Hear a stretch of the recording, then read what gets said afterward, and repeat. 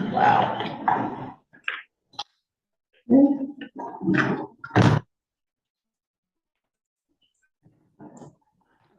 We are good to go. Hey everyone. Good morning.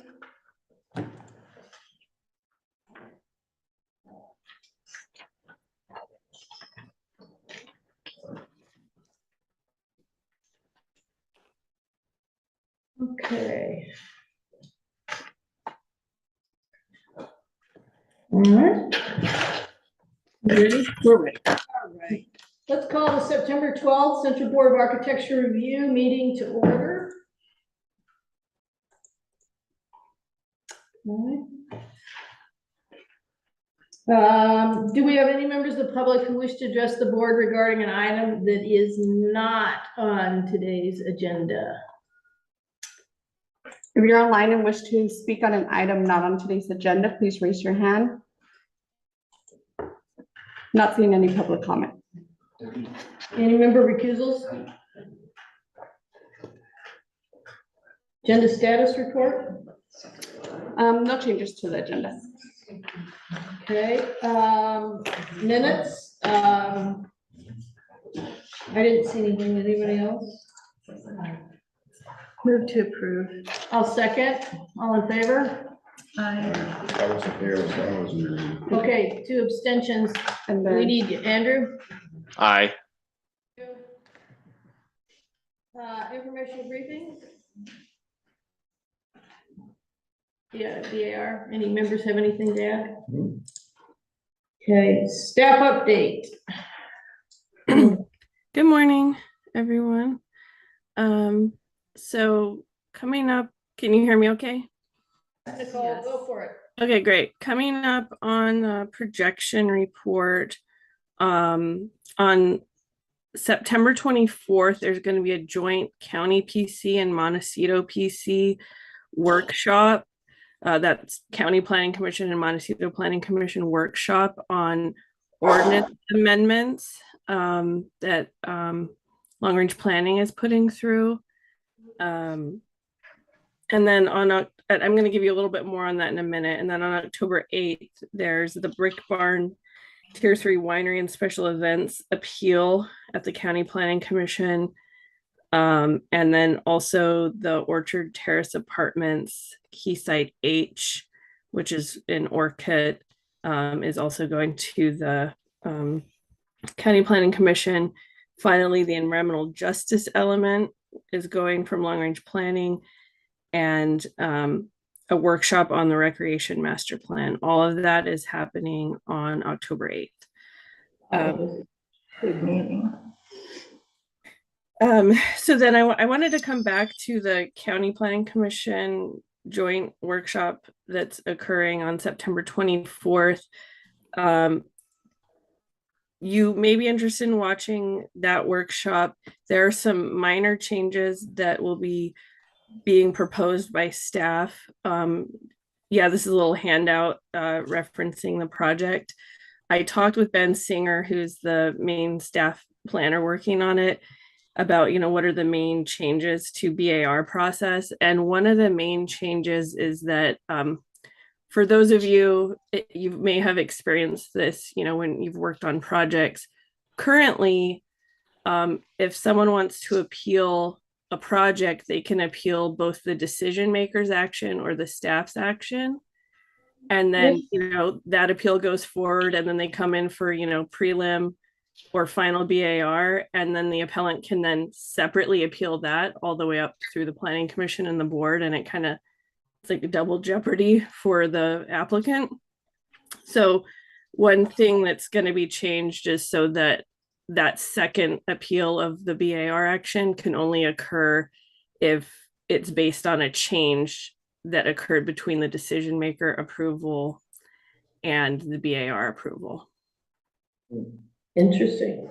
Yeah, so we haven't had a lot of those occurrences, but where it has, it can, it can add a whole year to the process for the applicant, because they're dealing with 2 rounds of appeals all the way up to the board. So it sounds like a good change. That's just a proposed change on the part of staff. the planning commissions and the board will need to be willing to accept that change, but that's the main change that's happening in these ordinance amendments related to BAR. Ben did say if you have additional questions, you can reach out to him, but I would recommend watching that hearing if you have time to, or that workshop. And what time is it? It will start at 9 a.m.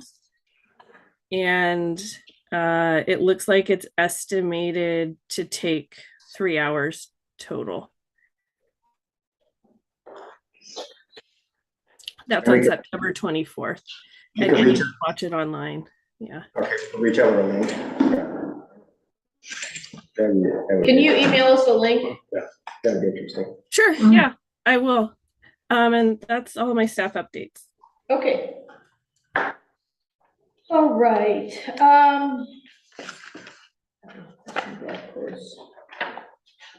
do we just, do you want to do them in order, or do you want to beg David and do number 3 out of order? Everybody here is for item number 3, right? Yes. Item online? Okay. Then let's go ahead and do this first. Okay. Do that one. Do both, okay, tell David we're gonna do, if you can text him and let him know, we're gonna do item number 1 first, and then we'll most likely do 3. Okay. Or we'll deal with it at that point, we'll see what's going on. Okay, item number 1, 24 bar, lots of zeros, 80, Verizon at La Próxima Golf Course.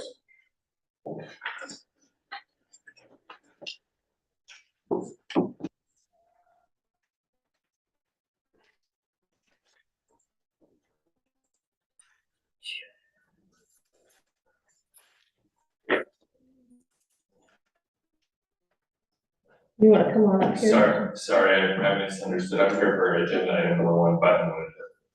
It's agenda item number 2. Oh, it is. It is. I thought it was number 1. Anyway, I'm here for button. Okay. You can hop on 3 too, if you want. Hey, yeah, Do we have anybody here for 1, since I've already called it? Yeah, hang out. Soren, are you online? Let's see. And, or Armando? Good morning, everyone. Armando's here. I believe Soren's off today. Okay, Okay. we're gonna be reviewing your item. The comments for last time were, please ensure that the pine is not flat on top and looks like an actual pine. Work with a vendor to obtain a tapered design, update plans to make it clear that the tree will be designed this way. We prefer 30% green, 70% brown color for the needles. Add the image and call out to the project plans. Add the color call out for the trunk of the monopine. And you're here, I believe, for preliminary final, so walk us Yes, through what that's you, correct. where do you want to start? Okay. Sounds good. Yes. I know it's been some time since I've spoken to you guys about this project. We were able to, capture the comments made during the last meeting we had about a year ago, incorporated them into our drawings, and recently got our planning director approval back on 8/19. So yeah, if we want to kind of just walk through the drawings here, we brought the branching down from I think 20 feet. It was originally supposed to start. We brought it down to 18 feet. We added some more branching and needles and whatnot to the top of the tree to kind of give it more of a natural full look. We incorporated on the next page on D1, we put our material board, or like at least a snippet from our material board that shows that this will be a 70% brown, 30% green foliage. Let's see, what else did we add?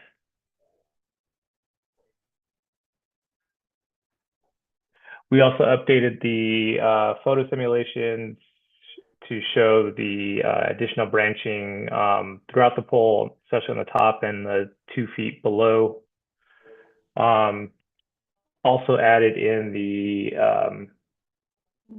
updated colors, which was, we mentioned the 70% brown, the 30% green, to kind of give the tree a more natural look.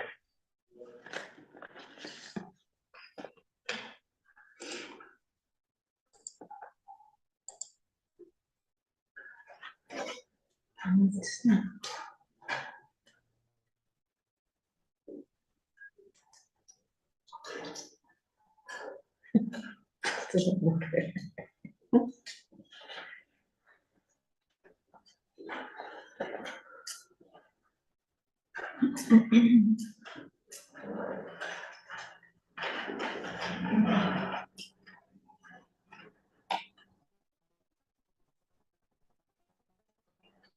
Have there been any changes to the equipment layout? No, so the equipment layout on the pole is still the same. The equipment layout on the ground level and the enclosure is still the same. The equipment on the ground is still being covered by a chain link fence with, I believe it's 10 privacy slats. Yeah. Can you go to the elevations? Oh, yeah. Yeah, scroll up. Yep, that's good. Is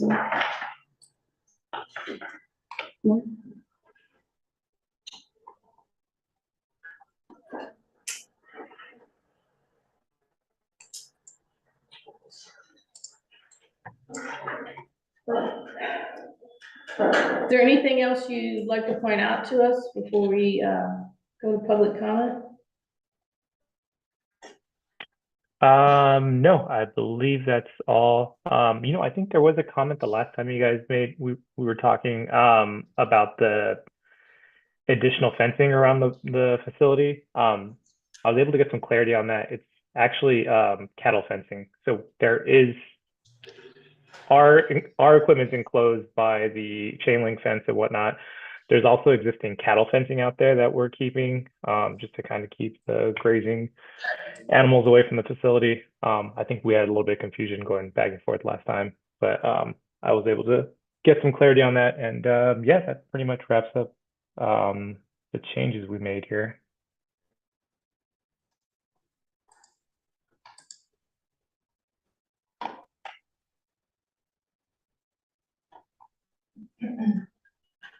Okay. I have a quick question. Yep. Maybe for Armando. Yes. Is it required to camouflage the equipment? Is that like a planning thing? Maybe it's a planner question. Yes, it is. A facility of this tier, given the location, required some kind of stealthing, camouflaging. Okay. Thank you. Sure. Yeah. Do we have any public comment for this one? We do not have any public comment. Comments? Looks fine. No comment. No comment. Is that Andrew? Yes. I have a comment. I think that it draws more attention to the equipment to You mean the pole? clad it with that fake plastic. And Oh, the equipment. I think it would be better off to not have that fake pine, because it just is drawing attention to it. If it's required, it's required, but it's it doesn't match the feel and of the No, it's except above those nicely windblown landscape oaks. at all. Yeah. It's a complete It is what departure. it is. That's what it is. It is what it It is, is though. what it is. It's one of those, It is what it right, is. you have to go with. Yes. Doesn't quite fit If the it doesn't, surrounding. how much expense is adding to that project and resources that we are So what you're using. saying is you'd rather just see a pole? I'd rather see a nice pole. I'm I think okay it would with the tree. disappear. But it's required, right? That's what he said. Hi, this is Nicole. Could I jump in just briefly? I think to start with, it might be good to this was asked to return for preliminary and final today, and there were comments given last time directing the design of the pine.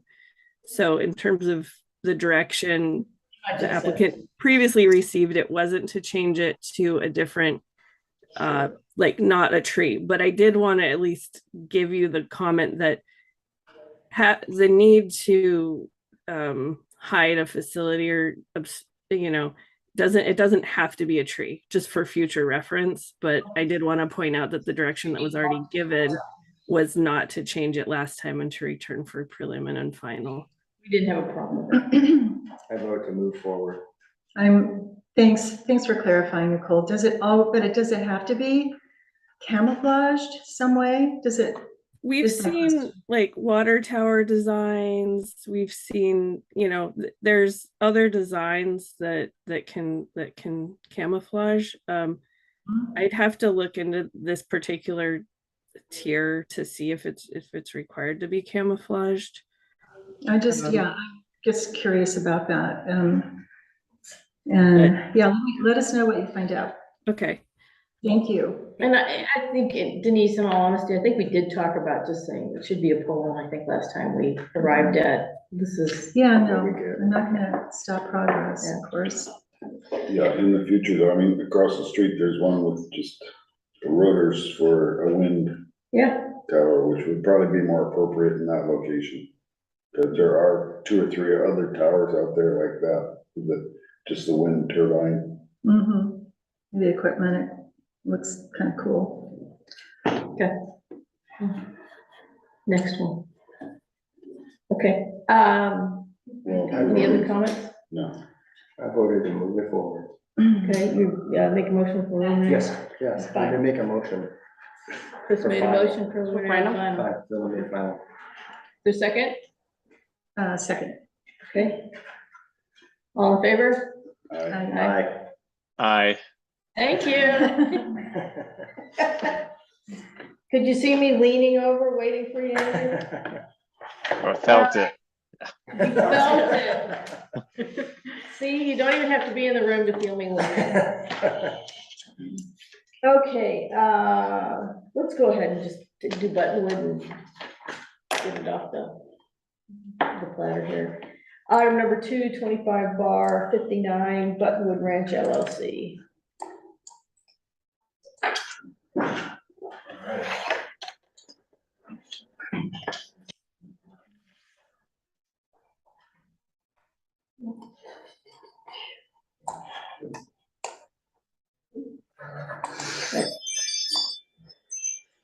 Okay, so I'm gonna read the comments. You just go ahead and give me a rundown of what you got.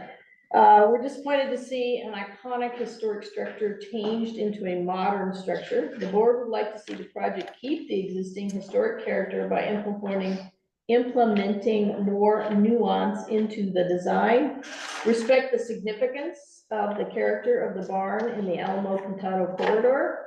Alamo Pintado is an important corridor and historic qualities are important to keep. Modern look can be appreciated, but it should be limited.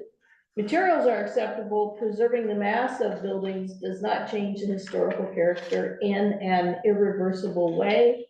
Keep the existing character by implementing, but that's interesting. For example, retention of the roof lines, the existing roof lines. We need to see a landscaping plan. Landscaping will be an important component. Return for further conceptual review at full board. All right, so walk us through what you did. All right, thank you. I'm Dan Weber, Principal of Anacapa Architecture. I was not here, I was on Zoom last time, I wasn't here in person. Tony from my office was here in person, and now I hope he's on Zoom. If you see him on the. Who was it? Tony? Yeah, I'm here. Okay, Tony. Why don't we just go ahead and flip to page 4 of the PDF. So I think that gives us the best overview of what we're talking about today. There you go. So this is This is the scope of the project. It's these 4 buildings. We're doing primarily cosmetic exterior upgrades, recladding and roofing, some minor adjustments to doors and windows. I think I'm gonna just do an intro here and then I'll let Tony present it. We heard your comments primarily centered around this idea that the big barn down there on the bottom left is an important icon or landmark along Alamo Pintado that we'd like to see its sense of Western character and authenticity in the valley be preserved, and I think what we've done is even enhance it. I think we'd like to make it more handsome. We heard you loud and clear. Tony, I'll show you what we've done there. Okay. And another reminder, we're not changing any of the uses of the buildings right now. They're agricultural barn buildings in the bottom left. There's a kitchen in there. There's a farm stand, which the owners would like to make a little more lively. The tasting room, of course, I think you guys all know, is going to continue to operate the same way it always has, hopefully even better. And then the big building up top is the winery. Winemaking is occurring there today. And then that agricultural barn there, which is this very, I think, kind of romantic, cool barn that you see up on the hill that we want to preserve. And it's just badly in need of some love. So that's the idea, is just to get this property kind of reactivated in serving the community as it has for decades, with the same types of activities that have gone on there in the past. Okay, Tony, I will turn it over to you and you can go through the drawings. Maybe we start with landscape plan, I guess. Yeah, thank you. Jay Warner, who is our landscape designer, is also on this call. So as this is kind of a new portion of the presentation, all of the landscape scope, I'll turn it over to Jay to present that. And then after that, I'll walk us through the architectural character and architectural enhancements. Thanks, Tony. Can you guys hear me okay? Yep. Okay, thank you. Hi, everyone. My name is Jay Warner. I'm the landscape architect for the project. We can go to the next 2 slides here, slide 6, showing some of the site characteristics.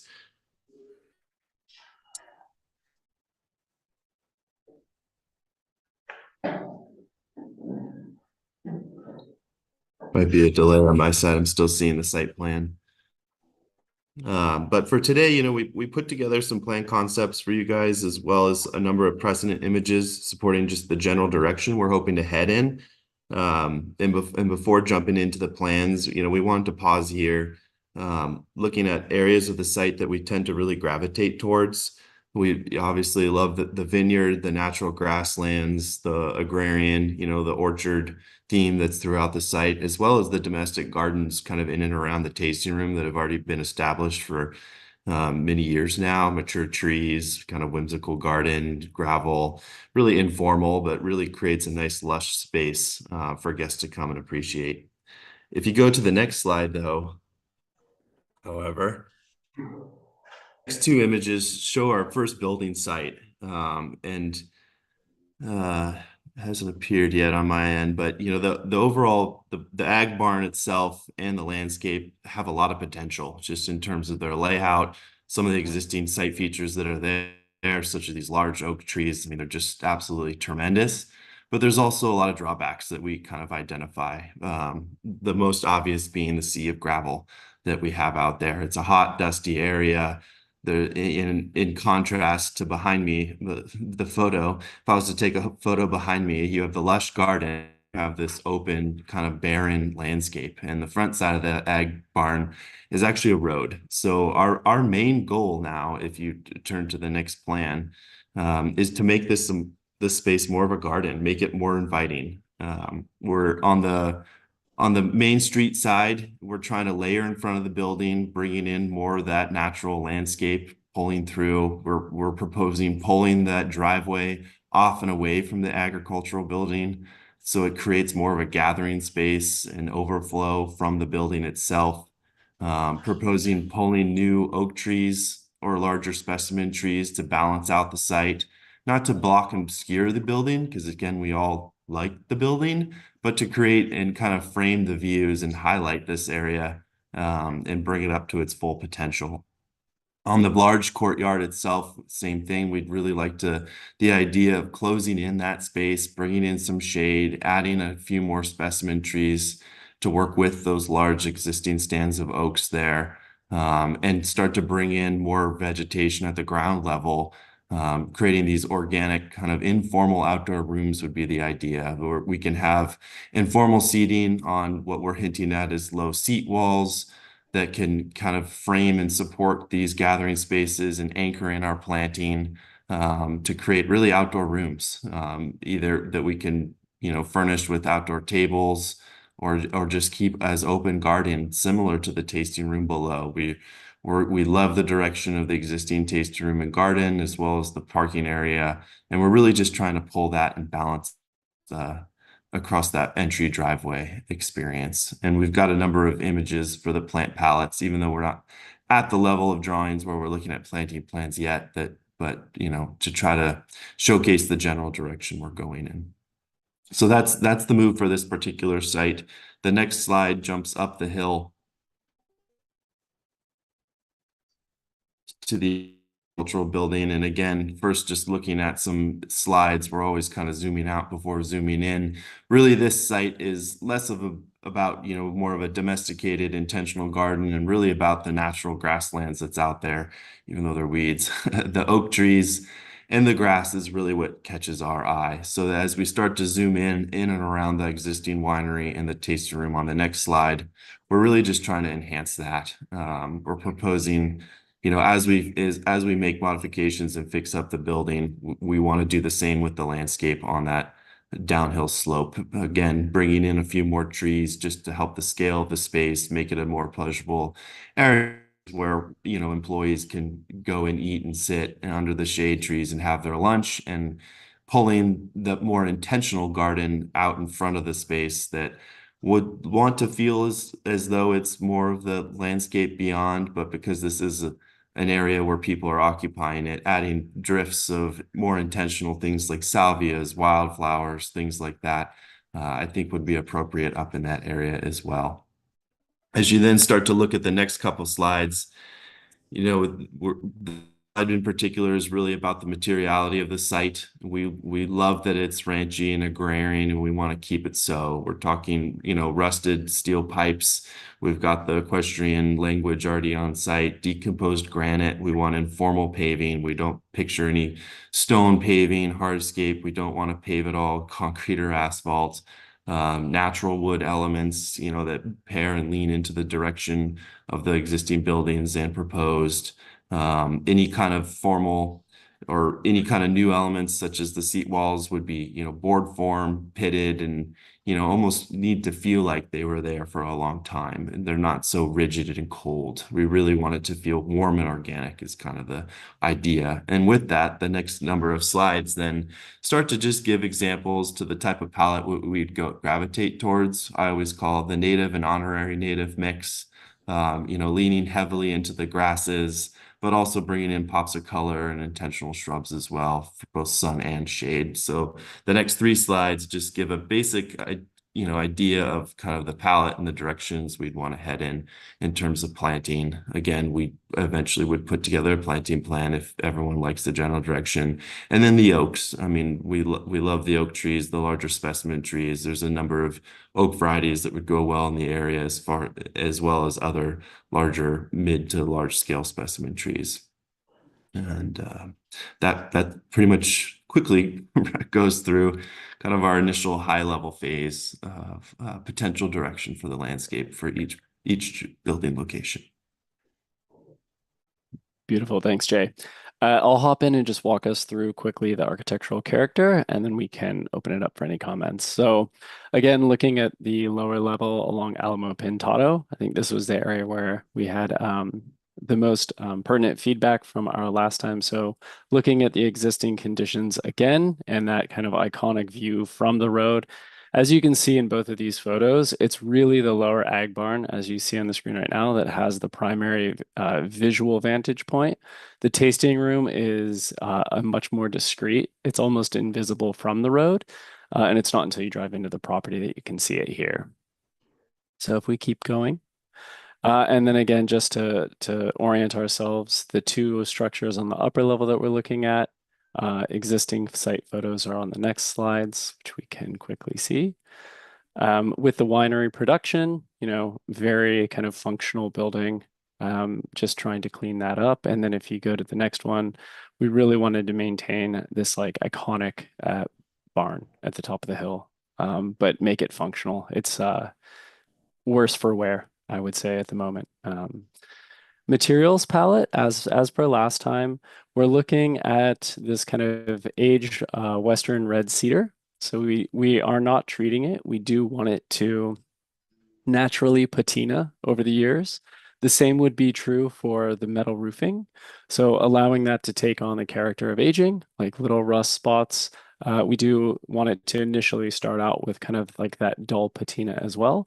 And then accents of this kind of like more rusted natural metal, whether that be fencing or kind of like details that would be on the buildings themselves. Hardware, things of that nature. So if we go to the next slide, thanks for that. Here you can see the landscape improvements that we just spoke about. The two buildings we'll look at first, the tasting room here. So heard your comments loud and clear. We maintained the existing roof forms, albeit a bit kind of like interesting in their nature, right? It shows kind of the additions over the years. So we wanted to maintain that funky character. The one update we do have is right now there's an existing shade structure. It's a trellis out front. It doesn't function particularly well, and they've had to actually add a kind of layer of screening on top of it.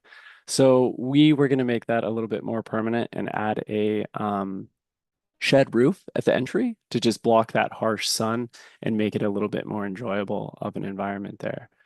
We did modify the window opening slightly. Again, just to bring them more into like what we felt would be a nice proportion and scale to enhance the natural character of the building. And then here we can see the existing conditions. Off to the left, that was originally used as horse stables. It's kind of seen a couple modifications over the years. It's a bit funky. Some of the doors are too small to be practical. So if you go to the next slide, those decommissioned stables, we really wanted to just make this a more functional and again, like, based on our subjective opinion, handsome facade. So we maintained all of the existing roof structures and roof lines, but we did modify some of those openings just to make them a little bit more practical. The decommissioned horse stables, changing that from lots of tiny little doors to a more functional kind of like agrarian barn door. Same thing goes for the taller structure off to the right there. And then recladding in that same material palette. So looking at the aged Western red cedar and corrugated roofing. And then we can go to the next one. So moving to the upper structures. If we go to the next slide, you'll see one more, please. Yeah, so here again, going away from this very closed off facade, we did update some openings to make it a more functional building. So here we've added 2 barn doors on this facade. And if you go to the next slide, what was an completely open facade, we've gone ahead and closed in with some doors. Sorry, if you go one, maybe I'm lagging a bit. Yeah, this facade, that's great. So taking that open elevation and again, putting some doors on it so that we can secure, wine production equipment in there.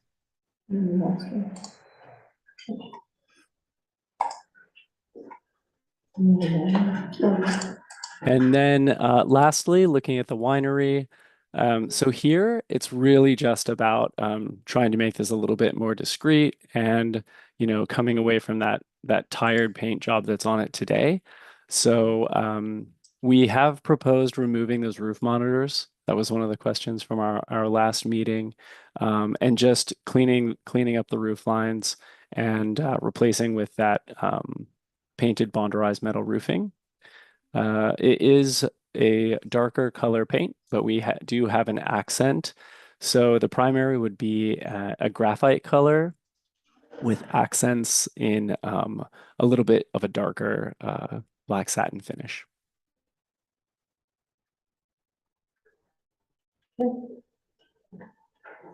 Any quick questions? Oh, I have a question. For Jay or Dan, you know, the low ag building, the one that's close to Alamo Pintado, what is that going to be used for, the building? So right now, maybe we should flip to that page. It largely is, so historically, if you go to Looks that, like. yeah, there you go, yeah. So historically, like over the decades, the big portion of the barn Mhm. has been used for, there's been like art classes up there, and the loft was used as like as an artist studio. And the lower area is largely defunct and is filled with storage and junk. But the owners don't have that quite worked out, but something like that, like bring back something that was happening there before to like invite the community in to be part of Okay. everything that's happening on the property. So like a venue space, like a venue or something? Something like that, yeah. Mhm. Yeah. The purpose, all we're doing right now is we just want it to look cleaned up from the outside and start moving towards, making the property look well maintained and handsome. And then the long portion on the left that we see from the road, that's where preliminarily they'd like to do a farm stand in there. So that's just a big open space in there that's largely unutilized right now, but we'd like to activate that with a farm stand and have some vegetables that are grown on the property being sold there and stuff like that. The farming activities on the property, like growing any local produce and stuff, other than the peaches and the grapes, of course, is kind of fallen into a pause, but the owners want to bring that back and start growing some crops up there. Oh, and then the last piece, sorry, is the kitchen. There's currently a kitchen and a little employee office space in the wing that we can't see, kind of on the far right image in the back right. Those are currently operating. They're serving smash burgers out of the grill there on the weekends for people that are there for wine tasting. So that's going to continue. Okay. And then for the winery and the ag storage building up above, is that open to the public? The winery right now is not open to the public. Okay. They might like tour people through it, but it's not a touring. No, Okay. no. They do, there's a little pond next to it up there that they have weddings at and stuff like that. So that's happening now and has for a while. That's gonna continue as well. Okay, thank you. Any other questions? I have a question. Thanks, Andrew. I knew you did. I just was about to say, Andrew. One, do you have any floor plans? We do not. We do not. Again, we're not modifying any of the existing floor plans or uses. So we're not doing anything to the interior at the moment. It's strictly doors would be representative of something that would change on a floor plan, right? Sure, as indicated in the elevation. Right. Is there a more specific question, I think? I'm curious about the dimension, the width of the door that is shown on the ag barn elevation, the low one. I can't tell if that's 20 feet wide per leaf or. No, I think it's approximately 15 last time we measured it. Okay. So they're quite large doors, yes. And the other thing with the doors is it seems like there's a couple locations where your track isn't long enough to fully open the door. Is that intentional? It is, we prioritize the kind of like aesthetic impact of them as opposed to the ability to fully open. So you're probably looking at that middle tall structure. And we did that so that they did work, but the doors themselves felt a bit like diminutive and kind of too thin. So the clients preferred this more kind of beefy agrarian aesthetic. But I hear you loud and clear. Okay, that's it. Thank you. Yeah. Okay. Any public comment? Let's see. We do not have any public comment for this item. Okay. Comments from the board? Andrew, you have your comments? Yeah, first, I'm curious if plans are going to be required by the planner at all. It's kind of a technicality. I think the aesthetics again are appropriate for the area. I think you're taking it in the right direction. I think a little brief revisit of making sure some of your hallmark openings look as though they're, you know, accurate from a tectonic perspective and a practical perspective would be appreciated. But other than that, I can support the project moving forward, and I think it'd be a welcome addition to the area. Okay. No comment. Well, I think they've actually done a much better job than last presentation as far as addressing the originality of the buildings and the look overall. The iconic integrity, I think, is brought back into perspective with their new presentation, and I like the materials.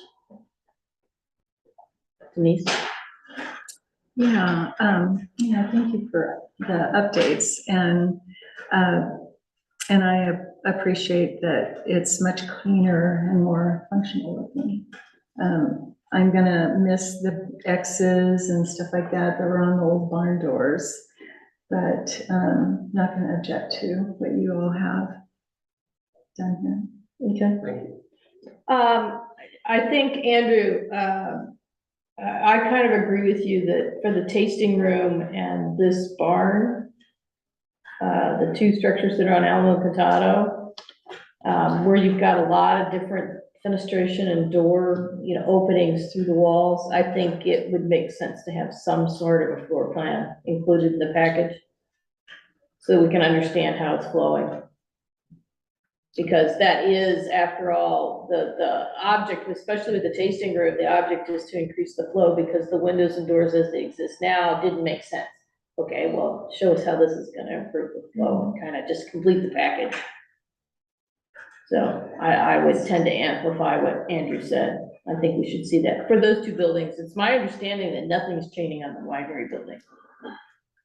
Interiorly, I mean, there's no windows on it now. There's not going to be any additional windows, and so, I don't see anything. Just the roof line. And yeah, that's the monitors, and that doesn't impact the floor plan. And the barn up there, it's just enclosing it. It literally isn't changing, but these two buildings, I think I'm with Andrew on that. So I would like to see the floor plans as well for these two structures. We'll make sure we bring floor Yeah, plans back. it should be a fairly simple ask. Yeah, absolutely. And I do, can you go back to like a site plan? I did think about, it might be useful to study the connection between the tasting room and that lower ag, so that there's a real, Should be in purple. like a connection somehow, so it's, Cause it is a long walk. because there's like that driveway, you go, it's like divides the space. I can so- talk you through that. If you go to page 27. 27? 27, I think is a good. It's not broken down that way. Go to where you were. This is 27. Part two. More tricky than that. You can also go to page 8. I think it's the same. It's the same site plan. I'm just looking for that kind That's of easier. plan of the lower area. Yeah, Tony's. Because when you're Yeah, just go there, one more other way. it's really. Oh. Page 8. Yep. really There you attractive. go. Oh, just saw it. Down one more. There you go, okay, so the primary arrival is that parking lot that's right between the tasting room and Alamo Pintado. Mhm, You come in off Alamo Pintado, you park right there. mhm. And then most people are gonna go into the tasting room there, the front door is right there. So Mhm. if you do go into the tasting room, it pops you out the other side and there's this really wonderful little outdoor space where there's picnic tables and people sip Mhm. wine and stuff. So you can if you're on that outdoor space, you go immediately south, which is a page up, towards across the driveway, and that leads you right into this it's almost like a courtyard. It's like I don't want to say plaza because that gives you an urban feel, but it's like an outdoor space, yeah. So if those that has an immediate connection, it's right there. And right now, the kitchen is back on the top image. It's in the back left. So they're bringing food from there across to the tasting room. That's what they're doing right now. And we want to provide some more spaces like in that kind of courtyard there that's separate from the tasting experience, so people can gather and hang out there, but it's immediately adjacent. So there is a little bit more thinking to do in the landscape plan about those pedestrian connections across there, but that's a good thing to bring to our attention, and we are keyed into that. Yeah, perhaps a delineated path between the tasting room and the courtyard, because I've been there several times, and it's a little. Yeah, you don't know where to go, right? Yeah. Lost out. Yeah, Totally. yeah. Make it your own. Okay. But I think it's Yes. probably, the connection's gonna be the use of the bigger barn. Mhm. So whatever that use is gonna connect you to the tasting room. Yeah. It's really attractive when you're there. It's just, there's no, until you have a destination or reason. Yeah, it's, as Jay mentioned, it's these big fields of gravel and dirt road, Mhm. and it's too much. And dusty. Yeah, it's dusty, yeah, so I'm gonna try to narrow that down and make it a little more cozy and try to delineate some areas for people to hang out and sit in the shade. Thank you. Okay, Okay. How do you want to see it returned? Further conceptual, or do you want to see it returned for preliminary? well, they're applying basically for cosmetic look on the building. I don't have a problem with preliminary, Yeah. personally. I don't either. I don't either.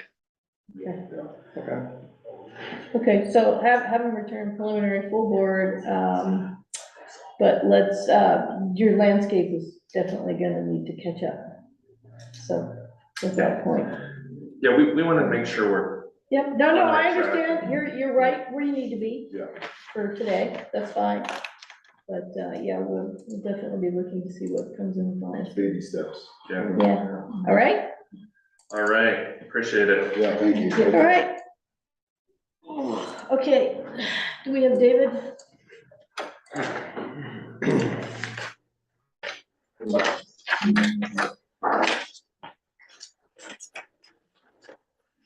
I'm gonna go ahead and call that and start my talk and then I'll. ask you. He's unmuted. He did? Yes. Hi, David. Good morning. Good morning. All right. So item number 325R74 T-Mobile telecommunications facility.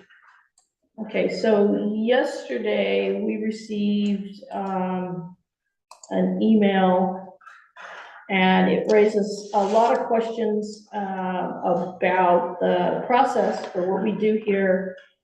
And only one of them deals with our actual purview, which I will get to when I talk about what it is we do here.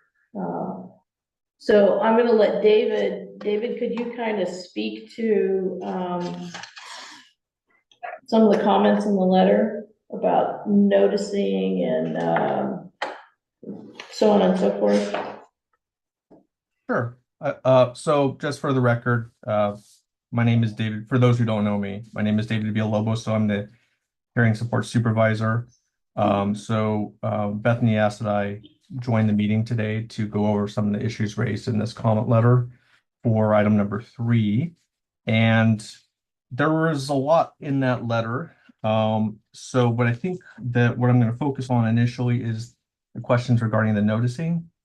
So I'll start pretty high level here.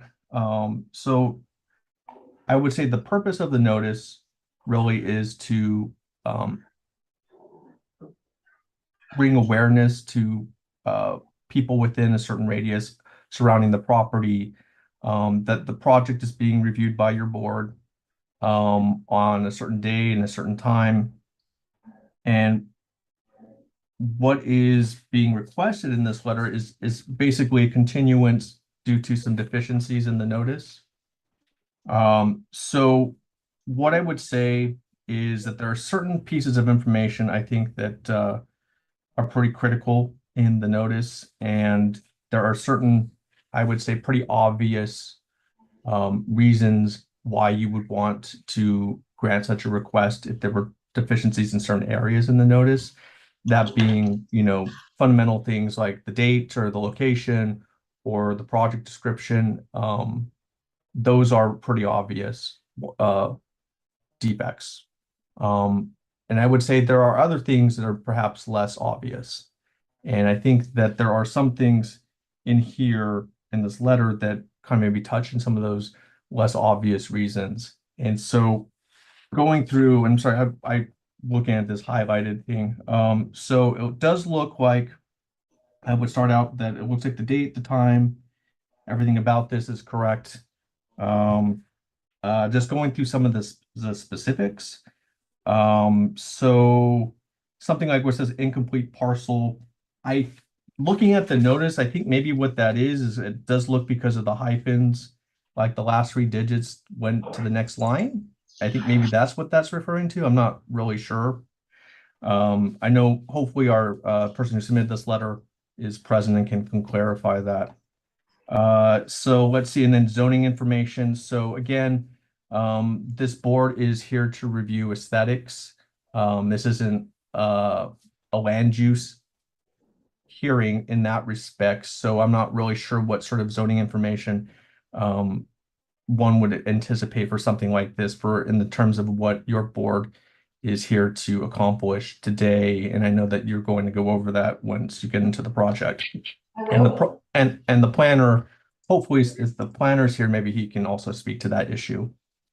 So let me just see. So the another issue, let me see, was the Zoom information. So, one of the things that we did during the pandemic in order so we could continue having meetings we went virtual. And now that our boards are meeting back in person, we retain that option just to make it easier for both our applicants and our members of the public to participate. That's really what the goal is, to make it easier for people to participate in the public process. But that's not really a legal requirement that we do that. Zoom is a way to make it easier for people. Now, the comment was regarding the essentially the difficulty that one may encounter with essentially handwriting that URL to register for the meeting. I know that we all come from different places of understanding and comfort level when it comes to the use of Zoom. I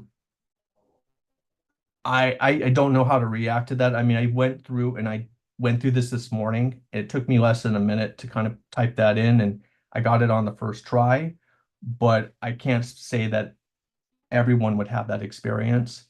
I know that once Ms. Castro received this email, I had asked her to just respond and provide the hyperlink directly, and I would say that's pretty typical. So one of the things I do is I cover the Montecito BAR, and I get that request all the time.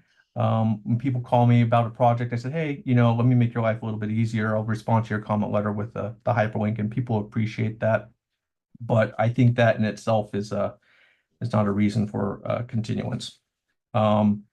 So just staying on the Zoom comment, just looking at the hearing notice as well.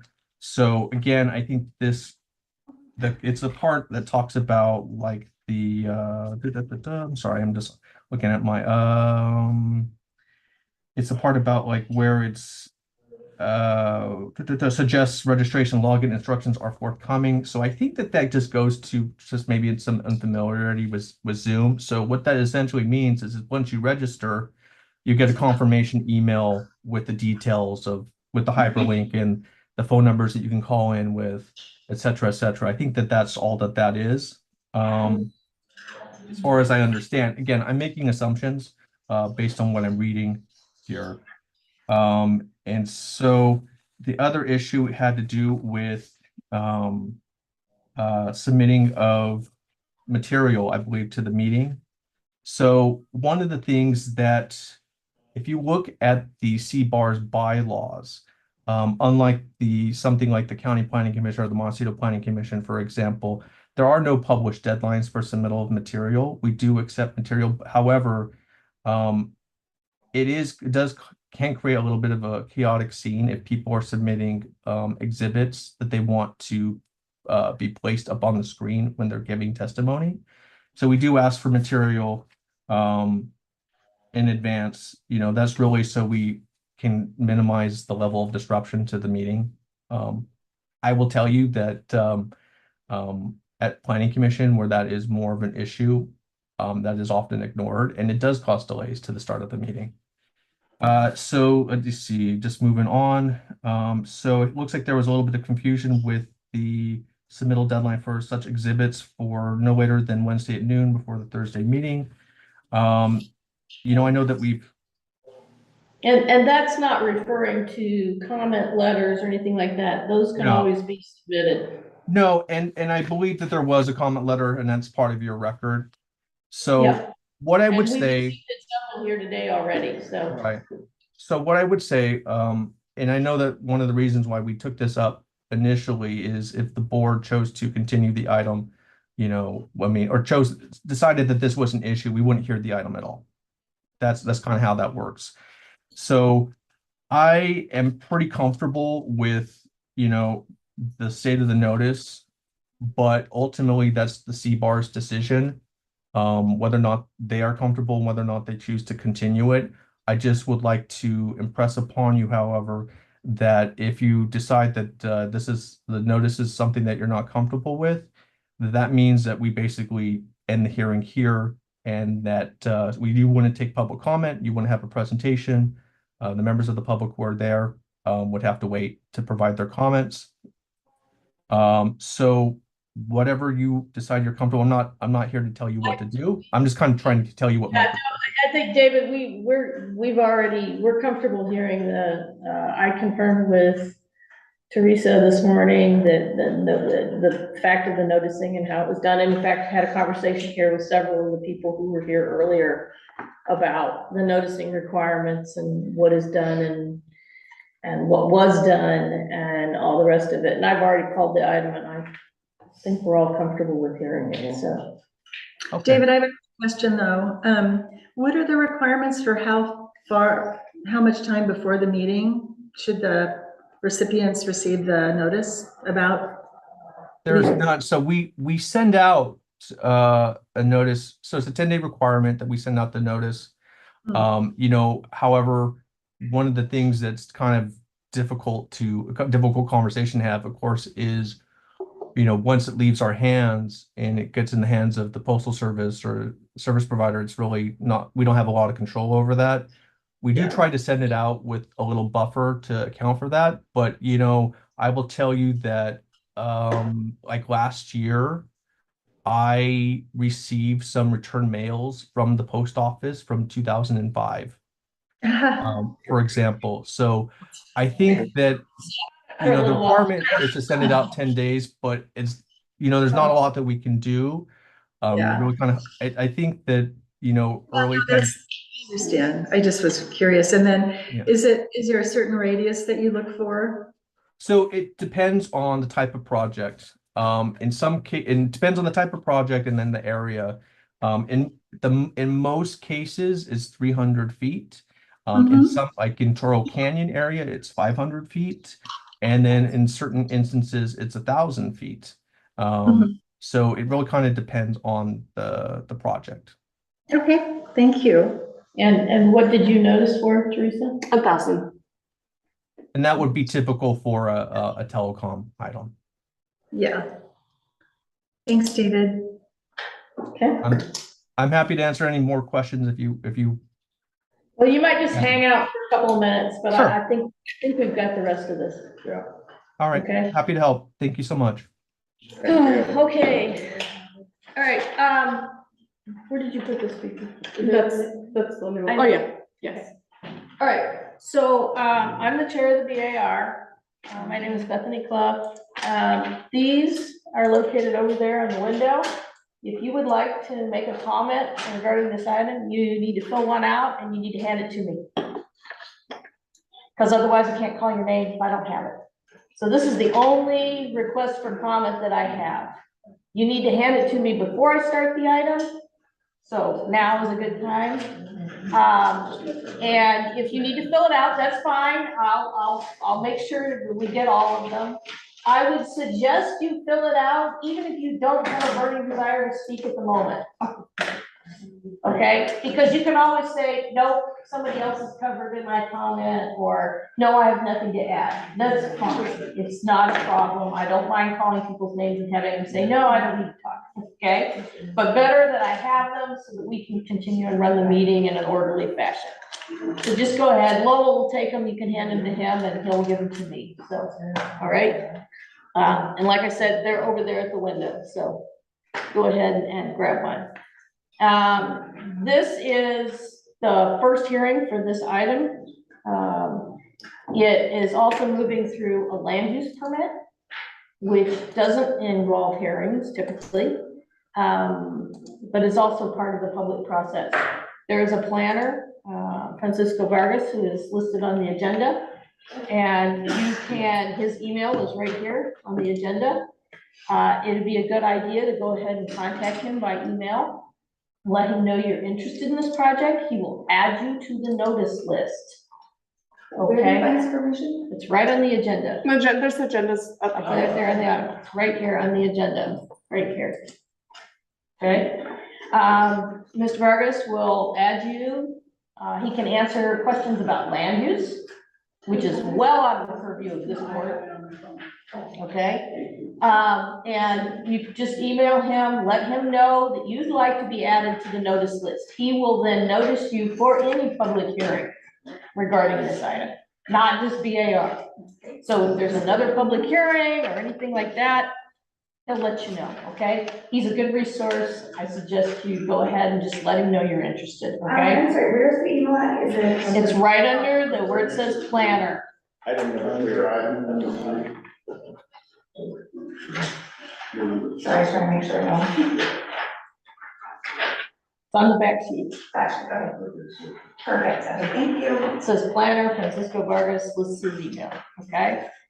Now I'm gonna talk a little bit about what we do here today. I'm glad you guys got to see the first two items, one of which was a cell tower, okay? So what we do here, usually we look at buildings. The Buttonwood project, item number 2, that's a much more typical review item for us. We look at the design of the building, we look at how the buildings relate to each other, that is site planning. We look at flow, pedestrian, vehicular, whatever within the site. We look at materials, colors, all of those things. We look at landscape generally too. That's part of the whole site planning process.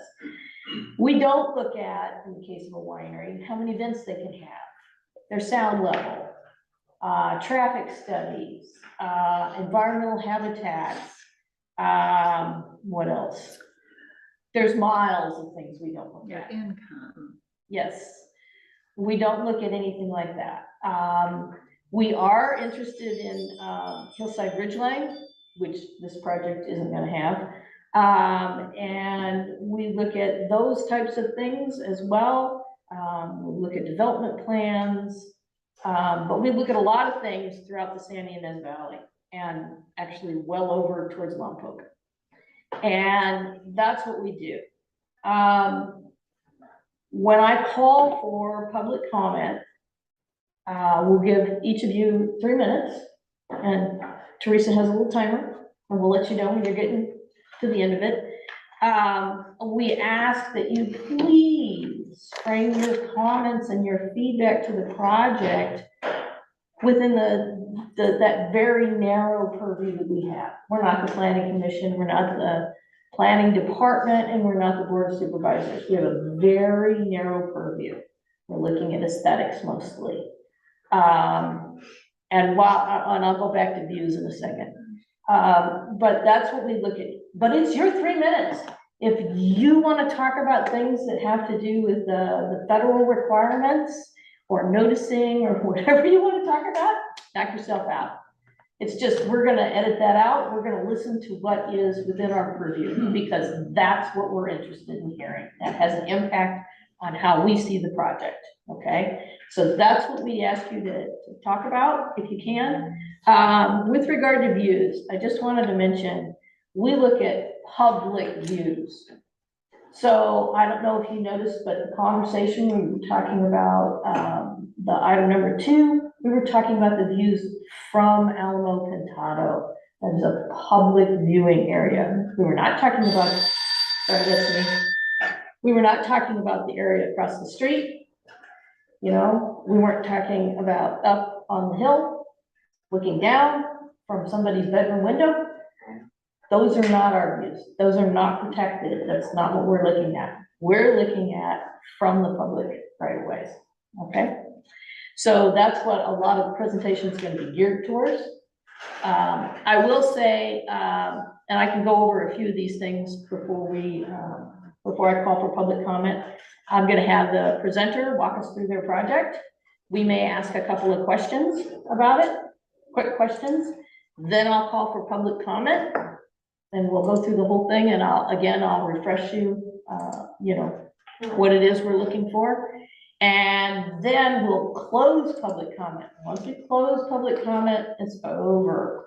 We'll be talking amongst ourselves and having a conversation about what our comments are going to be. And Nicole is taking down our comments. She's attending via Zoom. And then we'll go over them at the end of the meeting so that we capture all of our comments. Speaking of comments, public comment is, they just list, you'll notice on an agenda that when we review our minutes, it'll say these were the public speakers. It won't capture what you say, because that's not our job to interpret what you said. We do not take, it's not a court stenographer. We don't take down what you say. We listen to what you say. Okay. I don't even think they say whether you're opposed or supporting it or no opinion. They just state that you spoke. Okay. And that's it. So that's all that'll be in the public record. Yeah. I just have a question. So has this project already been approved? I just hear you talking about the aesthetics. I don't think any one of us here is here to talk about the I aesthetics. said that this is the first public hearing for this project. Okay. Not only has it not been approved at this board, we've never seen it before. Okay. How would we know what we're approving? Yeah, I don't know. I don't know how the process works. So. That's what I'm explaining. So this project will come here. I think the other cell phone tower had been to us twice, hadn't it? Yeah, typically it's 3 times on average for a project. For what we do. For what we do. It has nothing to do with the land use clearance, which is a whole nother set of approvals.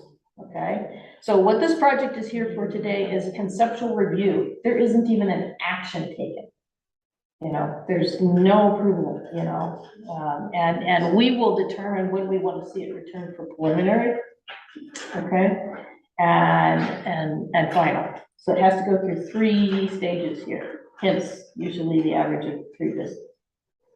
Okay. Bethany, maybe explain what the next process is for an applicant after they get our approval, if they get it. Well, it runs in tandem with the land use clearance. So, the planner is assigned, and Nicole, you want to talk about this? Francisco, county planner, assigned to this project. I can chime in. Yeah. You I'm want to sorry. talk about how the land use clearance and what you're doing runs in tandem with our process? Of And course. where this project goes from after us? Yeah, of course. So this type of project has 3 levels of review. It's a discretionary application, which in this case is a conditional use permit application. The permit number is referenced on the agenda. That's 25 CUP-00023. And so the 3 levels of review are completeness review, consistency review, environmental review. Currently, we're at the initial stage, which is the completeness review. We're still reviewing, working with the applicant to submit additional information before we can continue on to the consistency review, where we kind of get into the more high-level review. So right now, we're waiting for additional information. I think off the top of my head, there was some landscaping information we asked for and such. So once we determine it complete, the application, we have what we think we need. We'll send out a completeness notice to neighbors within 300 feet. It may be more, I'll have to double check, but we're not there yet. So once it is determined complete by me or by us planners, then we send out that completeness notice to neighbors. And then at that point, they can reach out and ask me any questions about the project. So yeah, once those 3 phases are complete, then the completeness review, consistency review, environmental review. After that is when we start scheduling the public hearings with the planning commission and such. Will this go to the planning commission? This would, I believe it would, because it is a conditional use permit. Okay. So that process also, that's another decision-making body that deals directly with the land use. They have a broader purview. And so we will typically take it to a level where we would be comfortable granting the project preliminary approval. We don't take the action, but it's at that point, once the planner is also, that's why I said this is kind of in tandem. The planner has reached that point where they're ready to recommend it to the planning commission. We're ready to take our preliminary action, which we hold in abeyance. And at that point, it goes to the planning commission. They take their action. Usually it's one time. And although I'm not sure about that. And then it comes back to us. And after the planning commission has taken their action, which is also a public hearing, which you can speak at, it comes back to us. Then we take our preliminary and our final action. Okay? So is that separately notified? Yeah. Oh, yes, all of these are separate notifications. And So if we you could be on top of contact, the mail, it sounds like. if you contact Francisco, Yes, with this well, if we email, contact this gentleman, we that will was get who just all spoke. communications. Yes, he will send you an email with the notice for all of those things. Feet is not even one problem. It's not even a problem. That's the problem in the Yeah. county, Right. and that's why we struggle with this. Okay. And they frequently overdose. Got it. Okay, because yes, on a 25-acre parcel. Yeah. Yeah. There's, yeah, One neighbor. right. So, so that's the deal. That's what we try and do, is we try and make sure that people get the word out. This is very much the first stop.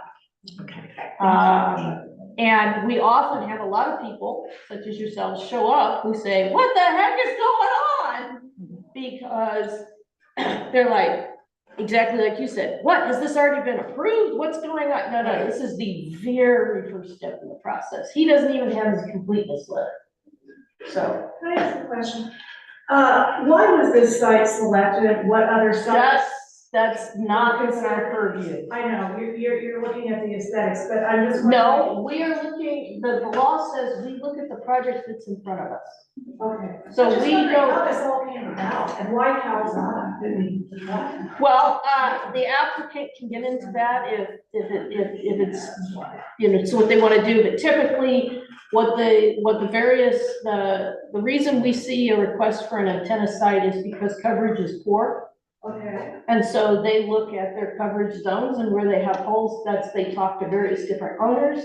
And when they find an owner who's willing, then that's what happens, yes. Okay. That's how it Says, usually okay, happens. So, all right, now we're on to me. Well, that's- So that's usually what happens, but that's well beyond my purview, and I cannot say that's what happened in this case, okay? So I'm just gonna say that we're now gonna listen to the applicant present the item, and we're gonna find out what it looks like and where they're planning to put it on the property and all those good things.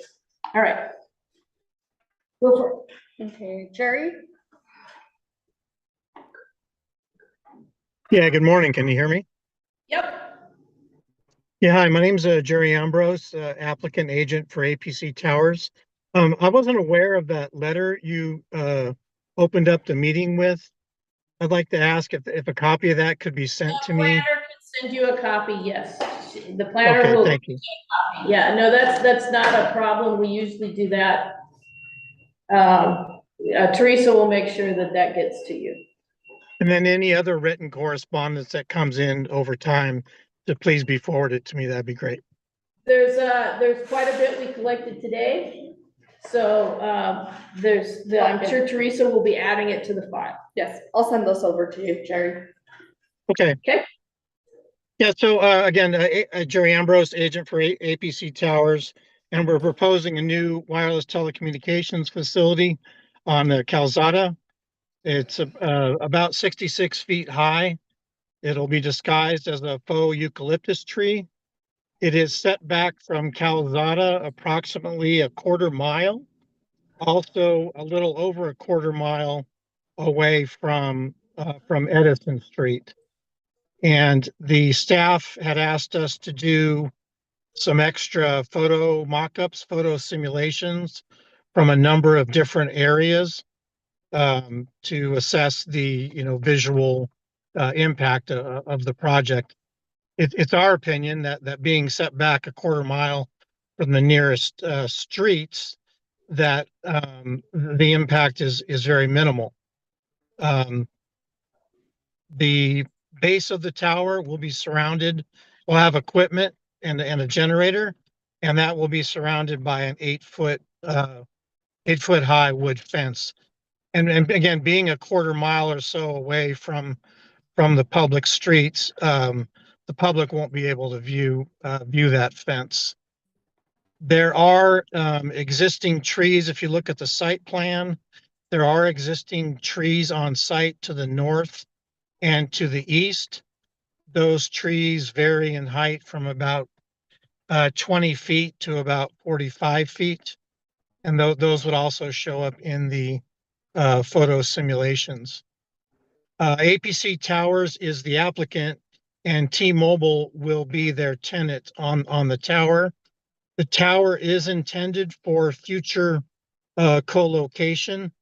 So if the project is eventually approved, the tower will be marketed to other wireless carriers, Verizon, AT&T, et cetera, to try and get additional co-location on the tower.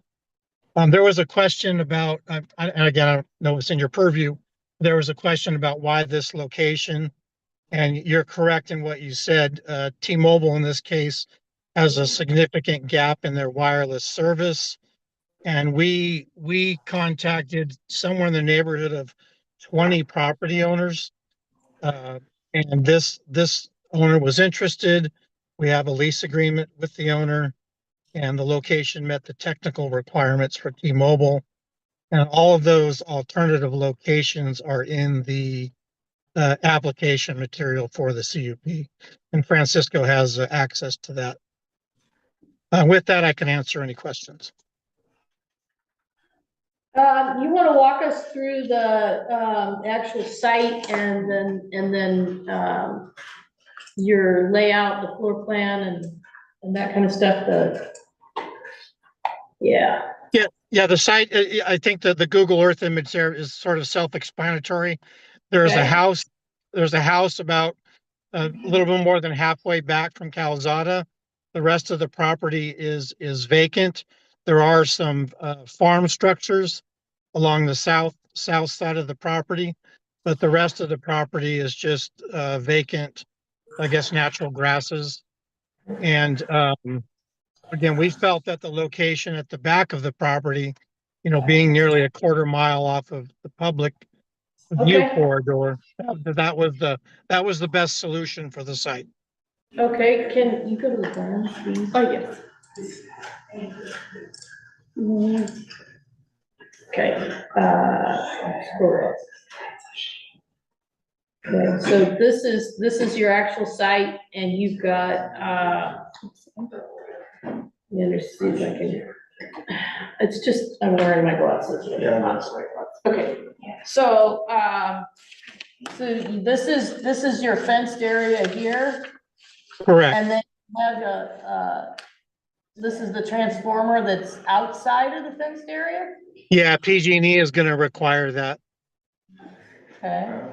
They normally put bollards. Well, I guess in this case, they might put bollards, but in this case, there's no Yeah, trucks or I anything. noticed the call out for the bollards. They're not shown on the plan, but I really don't think you need bollards back here.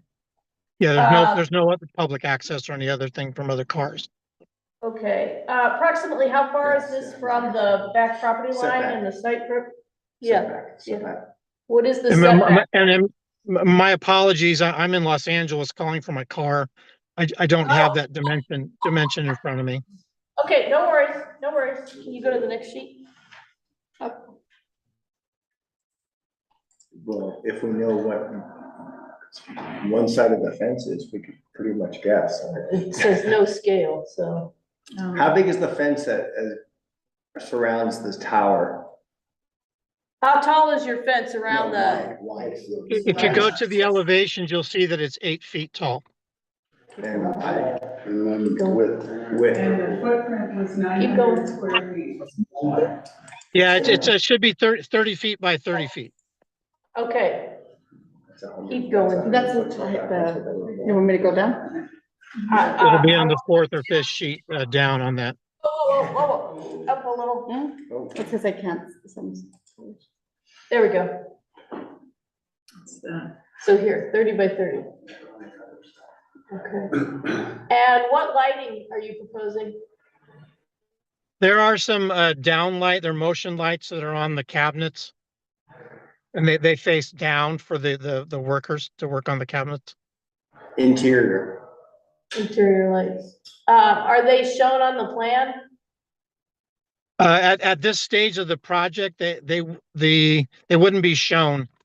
They're just little, they're tiny little, yeah, 8-inch lights or whatever. They're small. Keep going. Keep going. Okay. Jerry, what's your access road, the access way made out of? Are you gonna pave it?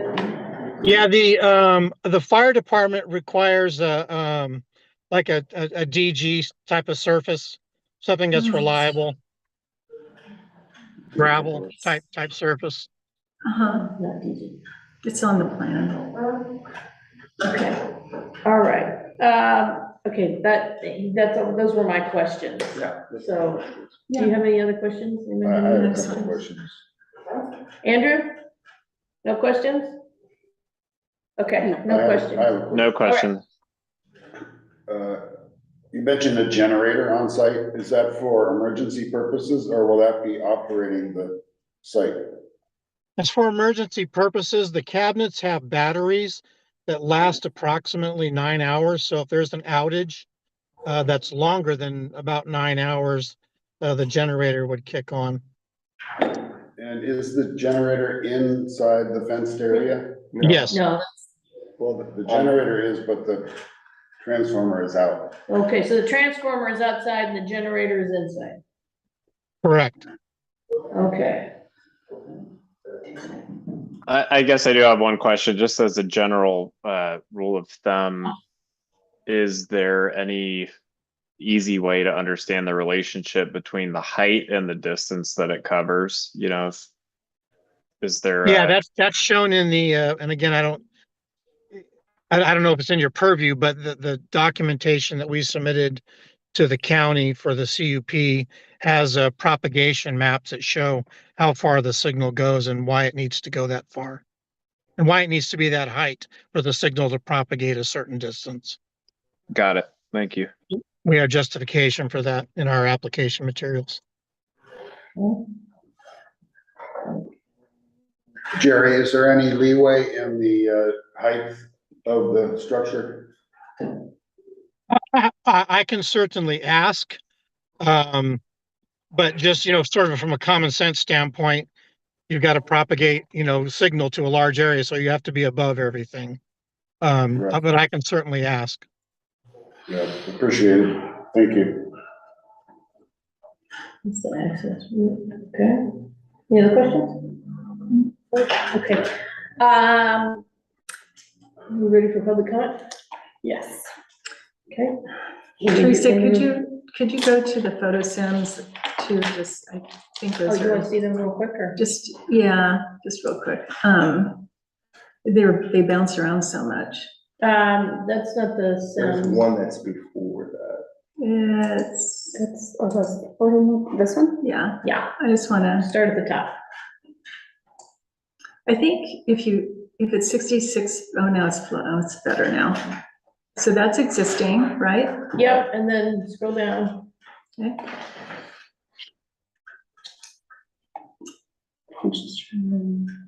And that's proposed. Yeah, I believe there are 6 different angles in the photo simulations. Could you back it 5 up or a 6. little so we could see the existing? Yeah, Oh. okay. See what I mean? Okay. So where is it? So where is it? Where's the If proposed? I can chime in, I just added an annotated version of that because I went through the same exercise this morning and I couldn't find it. So what I did is I called it out. Just open the same document, but it ends in FV notes. Oh, thank you. Because I couldn't see it. Got it? She's navigating there.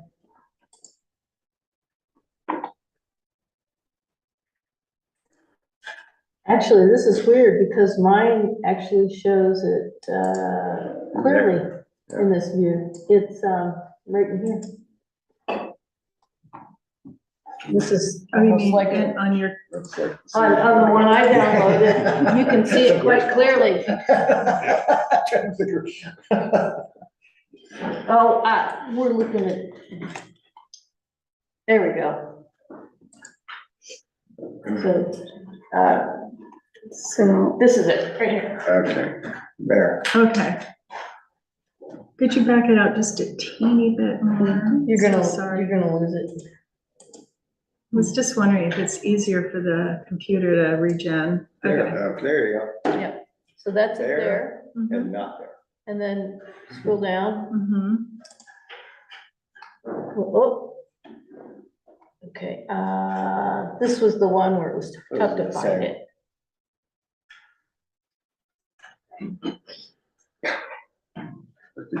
I can't see it on that view. The difference is right here. It's like one of those magazines. It's like, where's Waldo? Exactly. Okay, next, go down the next one. We've got to see both of those. The before and after, I guess. No, don't zoom out. Zoom back in, please, Teresa. Okay, we It's just need this one. Yeah. Yeah. And that's it right there. Can you zoom them up? Can you make them bigger? You can't make them bigger? Well, yeah, we can, but we're just but- trying to show the But we want to, difference. I have line. Well, this is it right here, this little tiny thing. Yeah. And is that the next one? So that's before, and that's after, right there. Look for the squared off. Yeah, Mm-hmm. laptop. Yep, and then scroll down a little. This one was really hard to see. I found it. Go back up again. That's right. You see it? Mm-hmm. Go back up a little. No, you're down. I thought that was it. It's really low. So that's off of Edison. Scroll out again and let's see if we can, there we That's go. the new roundabout. Yeah, this is from the roundabout, which is a ways away. Yeah. So we get the tree. Yep, that's That's there. better than mine. No, I think it's the same picture. See, it's not here. Francisco, do you know where it's on this one? It doesn't matter. I got some comments about the photo sims anyways. Okay. Okay. All right. So again, you ready with your 3-minute timer? And if you could maybe put it on the site plan, the photo mapper.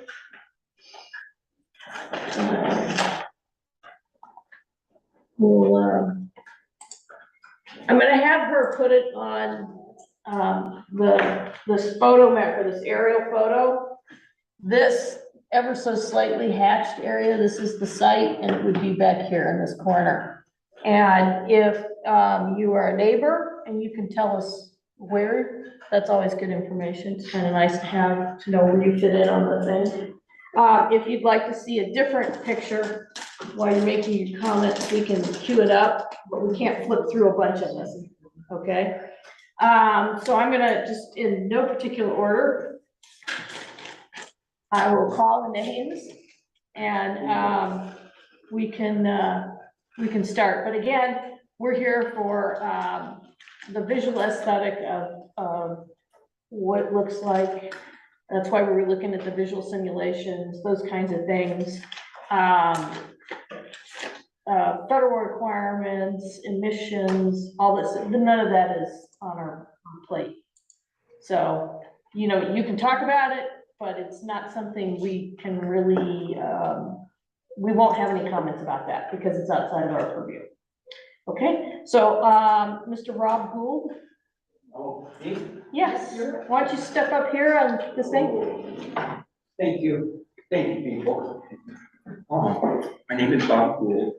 I've lived here for 48 years.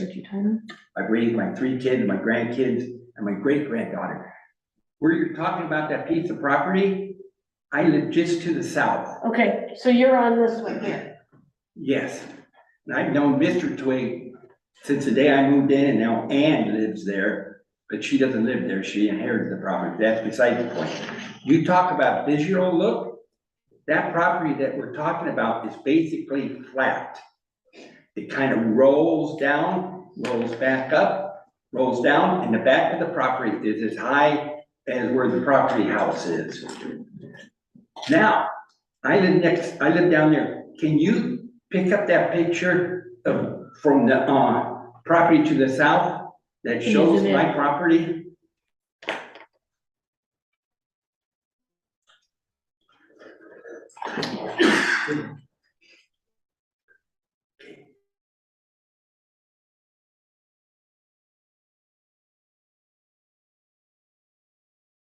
Okay, you're getting real close. Do you mind if I go up to it? No. No.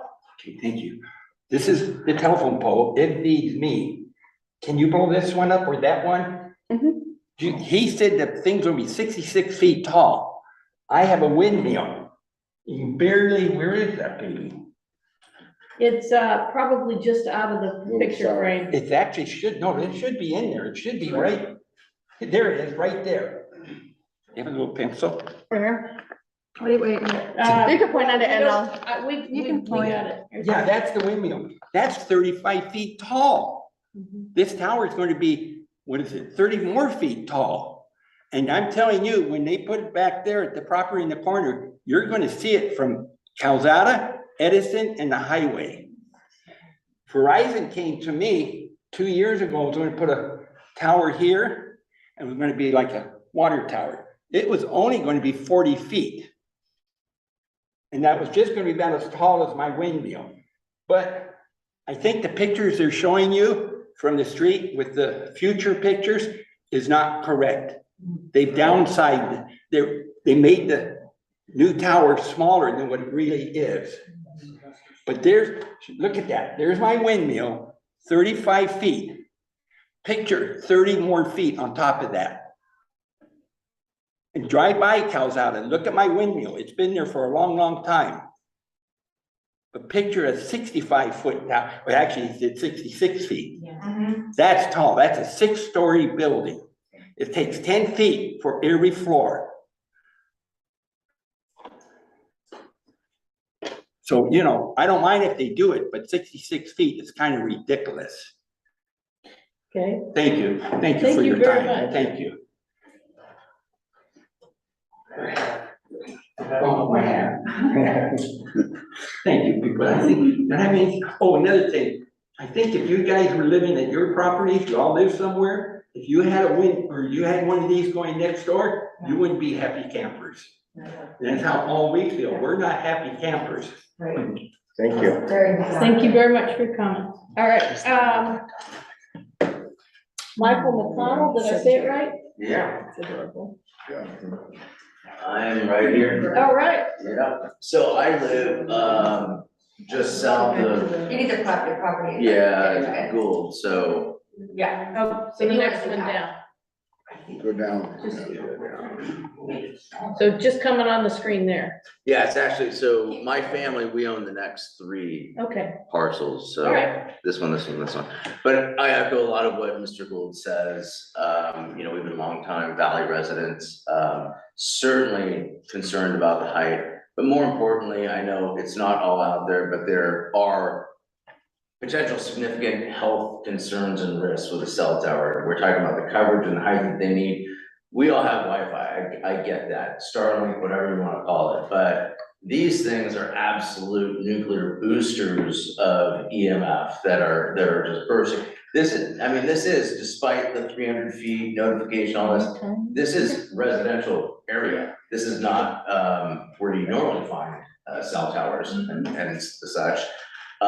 This is residential. This is where we raise our families. This is where we live and call it home. But so I'm certainly concerned about that. Also, property values. It's documented how cell tower installations affect property values in a negative way. And that's certainly significant for all of us. But we have health, we have, well, the visual, but certainly property value is definitely a concern. Anyway, we just have an issue with the notification. We felt a little bit rushed. I understand what you guys do here a little bit more clearly. And I'd certainly love to learn more about how we can talk and use our voices to address this in the beginning with the appropriate forum, if there is an alternate besides just the architectural area of this. But that's something we'd like to learn a lot more about because, yeah, we just went out yesterday, put up notices on everybody's, because nobody knew, because I think it was maybe 1,000 feet, but 1,000 feet goes real quickly, you know, and not a lot of, so we went all the way up and down Calzada yesterday, just putting notes on for people to learn about this. And thankfully, some people came out that got the notes and like, they had no idea. So there is a large voice of interested folks. You know, appreciate you guys taking the time to listen to us, but we also like to know how best to vocalize our opinions to other folks moving forward. So anyway, thank you. Thank you. Could you repeat your name for the record? Michael McConnell. Michael McConnell. Okay, Yeah. thank you. You bet.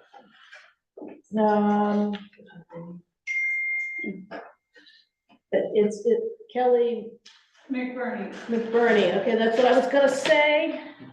So I'm not gonna waste any more time. I just, obviously, we're in the wrong meeting. So my No, question. you're in the right meeting. Well, no, I honestly, I don't give a flying fig about aesthetics. So I want to be in the right meeting, and so my question to you is, could you please direct me to the right person that can send me to the right meeting so I can get what I need to say? Do you want me The to answer your gentleman- question as part of your 3 minutes? I can do that. Sure. Okay, so basically what you're asking is, who are the other decision makers? And I think the decision makers you need to be in contact with are the planning department and the planning commission when it comes up to the planning commission for their vote. And certainly get up on Mr. Vargas' email. Exactly, that's. the Circulation planner. list for. He's lack the of better planner words. and he can make sure that you are, he can send you an email notification when any of the Whatever's milestones happening. within the planning department are reached, during the different review, as he talks about. I mean, they haven't even sent the completeness. letter Right, I yet, understand okay? that. And so, they have all that to go through, and then, if there's other decision makers, Mr. Vargas indicated the planning commission, but sometimes it's the zoning administrator, all of those are public. Right, perfect. Just like this one. Great, In fact, they've got better seating. perfect, even better. Thank you. Thank you. Okay. Allison Thomas, I don't have anything else. okay, and is it Joe Comey? Joe Comey, yeah.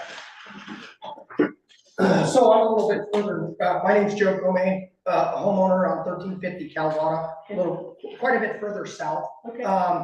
The view, which is what you guys are concerned with, as Mr. Gould had pointed out, is completely, I have a 33-foot flagpole, and this is what concerned me. I go outside, look up, and I'm like, okay, so that's 2 of those.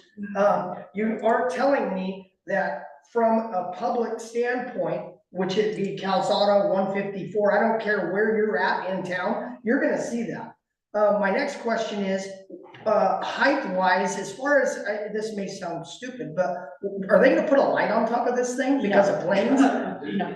Okay, what's the requirements for that? Does anybody know? There are, as far as I know, I can safely say that in the 26 years I have sat on this board and the hundreds probably of these poles that I have looked at, I have never seen a light on the poles. Okay, perfect. The other thing, just real quick for the county, and I know you guys, this isn't in your forum, but I think it needs to be said that for some reason, the county has stubbed their toe on this really badly as far as what the requirements are for notifications. You're notifying somebody that's got a piece of property and the requirement's 300 feet, that doesn't even get off the property. What are they thinking? It's from the edge of the property, and I understand exactly what you're thinking and what you're saying, and as David indicated, it just depends on what it was. As Ms. Castro indicated earlier, she noticed for 1,000 feet. Right. Which is. 1,000 feet, we- which we- maybe got one more person involved. So- It does, but that is the reason they tend to, hearing support goes above and beyond what they're required to do. Yeah, so And so they- my case in point is the county has stubbed their toe on this. They cannot be doing that because they've Take it up with already. your supervisor. Right, that's what's gonna have to happen. Because in all reality, without the neighbors that we have, none of us would be here because we don't have the slightest idea. And the next thing you know, we got a mechanical tree out in the backyard. So this I is understand. ridiculous. I understand. And then, we're in the wrong meeting, obviously, like Mrs. McCartney had just said, because there's a lot of other things that need to be addressed on this. But again, I thank you guys for your time. It's disheartening that we're in the wrong meeting. We've been in here for an hour and a half, but 2 hours. Anyway, thank you guys for your time, and we'll see you at the next one. Okay. All right. You don't have anybody online? Yes, we have Kelly. Bodwin. Yeah, Woodward. Woodwin, yeah, thank you. Okay, you could go ahead and unmute yourself. Hi, can you hear me? Yes, we can. Thank you very much. Great, thank you. Okay, I'm going to use my 3 minutes efficiently. So I'm going to highlight the visibility for your purposes. Skyline scar is what I call it, because I don't think there's been any of us who have driven by a camouflaged cell tower and didn't see it for what it was. So imagine waking up to the golden light of the San Ynez Valley only to see a 66-foot fake tree. The 100 feet, 300 feet, 1,000 feet, it doesn't matter. Even with, as Mr. Gold said, the property on the twigs, it goes uphill, and so it's not even at ground level. So if it were at ground level, even with the Earth's curvature, you'd see it for 3 to 4 miles. You add lights on top of it in the night sky, it would be closer to 5 to 6 miles. That is the video, the photos that the gentleman was showing, Mr. Ambrose, I guarantee you they were taken at a 0.5 on our iPhone lenses or what have you, because I have lived on that street next to the Goulds for 37 years, and that was not indicative of what a 66-foot obstruction would look. As he said, it's a 6-story building. So I think that was, we spent a lot of time trying to find the tree. Those weren't representative of what it would actually look like. So I just wanted to point that out. But our valley, we all know it as the beautiful bucolic skyline that it is.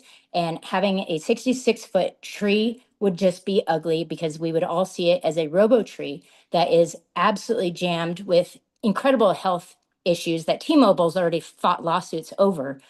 So the fact that that's for a different meeting, I realize that. But when you talk about the property values, I'm going to tie it into something else that you guys might also see, is our property taxes go to our schools. San Ynez Elementary, where I went, is just at the end of Calzada.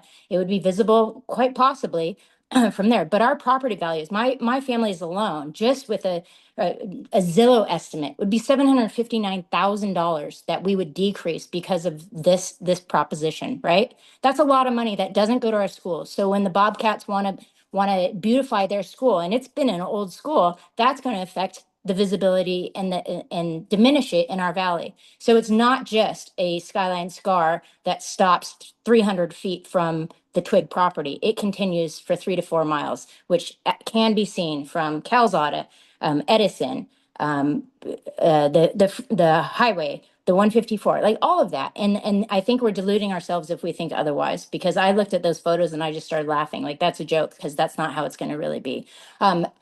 Something I enjoyed all the Buttonwood photos of the flowers and how, you know, they're bee friendly and everything else. That's something else that we aren't talking about. It's a silent threat to our wildlife haven. So we love the valley because we have the soaring hawks, we have the bees, we have the birds. Guess what these big old towers do? They zap the ecosystem. They disorient the pollinators and the birds.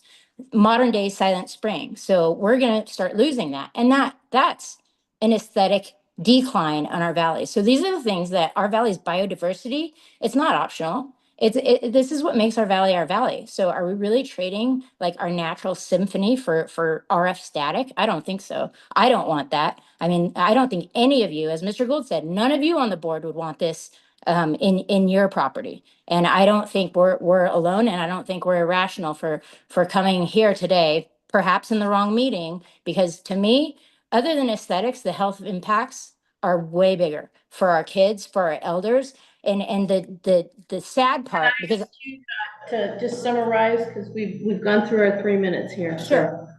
Thank you. I have a company. I started a company that protects people from RF. It's not going away, but EMF is a killer. It's ironic that T-Mobile and all the US studies, just like, you know, US puts food colors in our food, but outside of the US, they actually don't allow this. Even the firefighters who are talking about code for the bollards or not bollards or the DG, they don't allow it because they know the issues. And so there's a health issue, but for your purposes, I think it cannot be ignored that this would not enhance or have the safeguard. You guys have to safeguard our aesthetic soul, and this does not do it.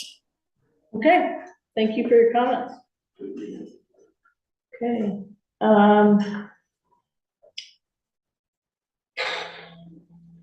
Who wants to start? You want to start? Okay, I can Go start. for it. Okay. Please save us. So along with, I got one more thing, if you don't mind. I've just closed the public comment, if that's okay. I have peacocks. I've been up to 20, I got down to 14 now, and we have a little society of peacock owners. And I talked with other peacock people where these trees get put up. Excuse me, I'm sorry, if I just need to go ahead and get my board's comments, because I've closed the public comment, okay? Yeah. Okay, so, can you go to the photo sims, please?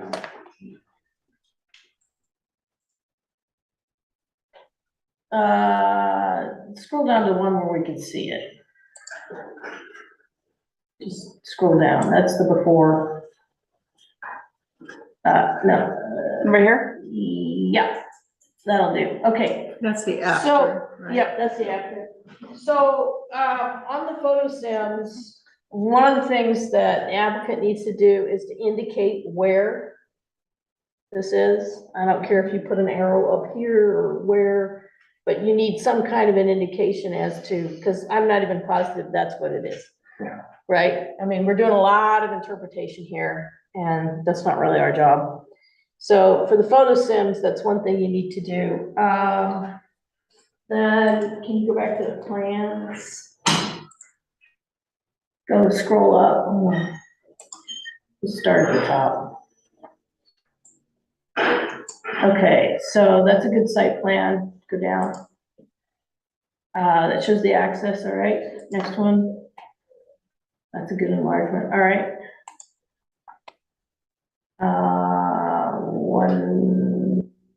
Okay, well, this is good. We can start here. So, we're missing a lot of dimensions as we talked about with the questions. So this has some dimensions that are showing the center of the tower, the distance from the property lines. And that's handy, that's helpful, but, especially when you go down one, when we're here, we need to know this distance from this fence to the property line and the fence to the property line, and so on and so forth. It looks like you've got two different easements coming in here, which seems kind of duplicative. I'm not exactly sure why the pad is as large as it is. It seems larger than most of the ones we see. But that could just be my mind playing tricks, but it just seems a little large for the Well, is the equipment. pad different from the fence line, is what you're, No, it's not. The pad is the fence line. okay. Okay. This is Jerry, I can respond to it if you want. Yeah, I just want to get my comments in. It's been a long hearing right now. So can we go to the next one down? Okay, so, yeah, it just seems a little large.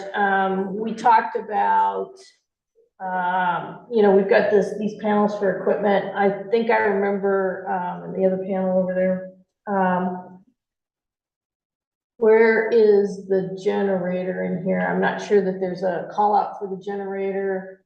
So just kind of, you need to tighten up these drawings. There's some artifacts on here that probably don't need to be on here, or that you don't intend to be on here. Looks like actually that is the concrete pad there. So that's the only concrete pad, but the fenced in area seems slightly large to me. Next one. Let's go down. One more.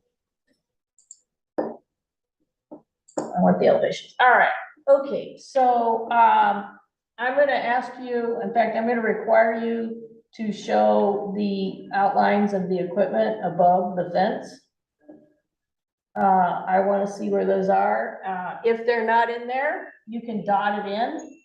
But, for the last 10 of these poles I've seen, the equipment always sticks up, and you guys always want to put your lighting on top of it.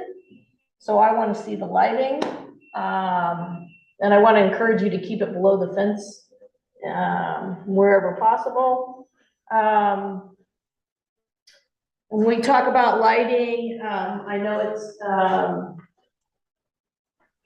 we've talked about motion activated, we've talked about, whether it's on a sensor or not. Usually what we do is we ask that, as part of the requirements for the project, that it be on a timer for a given amount of time. So if somebody, if they have to work out there, fine, they've got the light.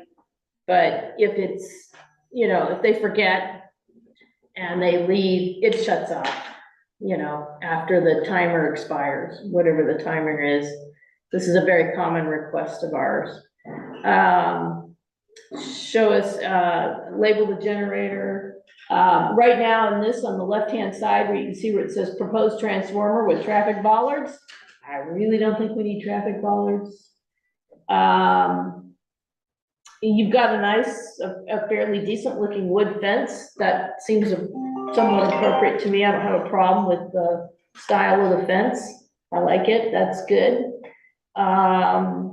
And then as far as the height, I am very interested to know if this is the final. I mean, this is the minimum that it has to be, because of course, we don't want it to be sticking up any higher than it has to. And I'm not sure about, I want to see some more information on the eucalyptus. I don't know if you were on, earlier when we looked at the one out at, La Persona, but you're gonna need to put together materials, you know, so what do the leaves look like and that kind of stuff, and the colors. We're gonna wanna know what the color of the pole is. We're gonna wanna know what color your equipment is. You know, the panels that are in the eucalyptus, we're gonna wanna, you would be wise to actually show us. I mean, we're fairly familiar with the monopines, but I'd like to see a picture of an installed eucalyptus. What does this look like? The other thing is it looks like a Q-tip. And I don't think that's how eucalyptus trees look. So we need to figure out a way to make it look like a eucalyptus tree and not a modern art installation, I guess is my way of putting it. I have one more comment regarding site visits, but I'd like to get comments from the rest of the board before we go back to that. Well, my comment would be to just confirm the height requirement for the tree itself. I wouldn't mind seeing, instead of a wood, a rusted corrugated tin fence. I think that's the style I look for, just in regards to fire that we've seen before and how these go down very quickly if there is a fire. So that, I would be interested in seeing that. I don't have a problem with fences at all. That's fine. Can we add trees? I know that the Can leaves. you require extra planting? Mhm. I can tell you that it becomes, I know they have a lease, it becomes very difficult because the lease covers the fenced-in area typically, and so, and then getting water out there it becomes very, very, very difficult. And we haven't done so in a very long time because of that, because it's failed in the past.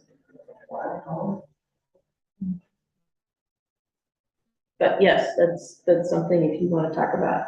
So let me back up for a second. Andrew, do you have anything else? Yeah, no, I know about, I'm sure that the lease is that. And then the drive, but it does require that they have a bigger lease, and it also requires that they have a point of connection, right, et cetera. Becomes A very dedicated complicated. meter. And Andrew? no, I don't have any comments besides what everyone else has said up to this point. It seems like we could benefit by going out and looking at it. Sure. Yeah.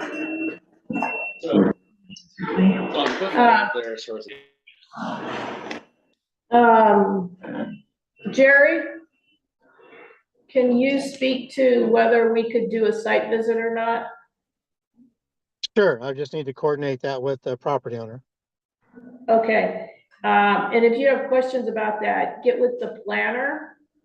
So that, and the three of us, the planner and you and I can all talk about what would be required to make that happen. Okay? Because there's a few things that we have to do. And then we'll figure out how we're gonna handle that. And if we don't do a full board site visit, then it'd probably be good for at least a couple of us. Yeah, I to can go out there. I live close by, so. Yeah, okay. All right, I'll get with Jerry and the planner, and we'll figure out how best to do that. Okay? But I think a full board site visit is. Yeah, safer. Yeah. So, okay, So let's do that and, we'll go from there. But there's just a lot of little things that are like I'd call housekeeping details, just to make the drawings more clear, things you need, for that. And then I think we turn to further conceptual. I'll second that. Okay, it's not an action. Okay, well. So, you concur. I'll concur Okay. in the secondary fashion. Okay, and then definitely want to see some more information on the eucalyptus. Yeah. Sample. Yes, and some pictures of ones that have been, in place, built. So, yeah, right. Okay, better than a model home. I really detest the model homes. Especially in our valley. Oh, yeah, just doesn't fit. Okay, but we're digressing. All right, so I think we've given quite a lot of feedback. So we're done with that. Yes, We're we are finished. done. We got everybody's comments? All right. Okay, thank you very much. Thank you, members of the public, for coming and talking to us today. Appreciate it. Took a lot of notes. Yes, we all have a lot of notes. Nicole, are you ready to go over the minutes? I am. I just need permission to be granted, please. You got it. She's working on it.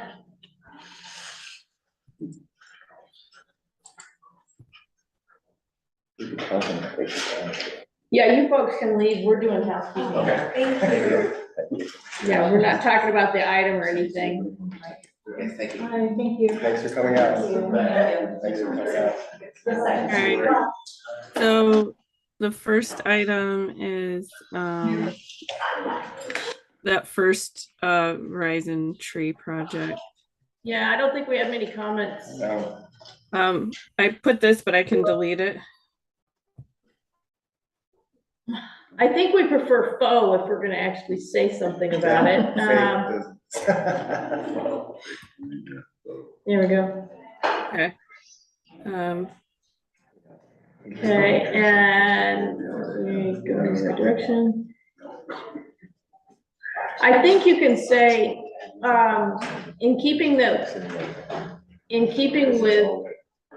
ensuring that the openings are accurate from a functionality perspective, please provide a floor plan. I'm on number 2. Sorry, I lost that. And if maybe one person could speak at a time. Take out check 2. Yep. In keeping with ensuring that openings are accurate from a functionality perspective, provide floor plans for the tasting room and the bar.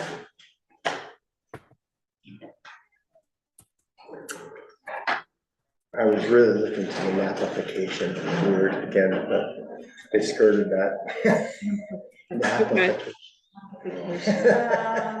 Okay, so guys, you can take out number 6. Guys, please. Sorry. So we've got number 1, everything except for number 2 and number 6 feel like they could all be kind of combined. Aesthetics, keeping it fair, yeah. Yes? No? We could say aesthetics and materials are appropriate for the area. The design is cleaner and more consistent with the historic nature of the architecture than the prior design. Guys, I greatly apologize. I agree with that comment. I'm gonna have to jump off here, but I trust that you guys can capture the last item for me. Got it. Play it safe. All right, play it I'm very safe. sorry about it. Thank you, guys. We're so sad, we're so sad. See you, Andrew. Bye.